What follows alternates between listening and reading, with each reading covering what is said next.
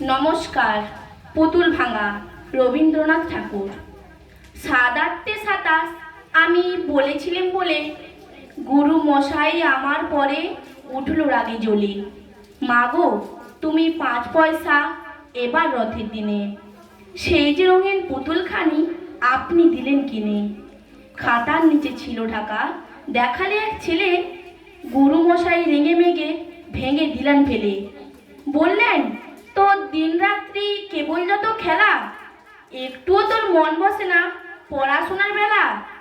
মাগো আমি জানাই কাকে, ওর কি গুরু আছে? আমি যদি নালিশ করি এক্ষুনি তার কাছে। কোনো রকম খেলার পুতুল নেই কি মা ওর ঘরে?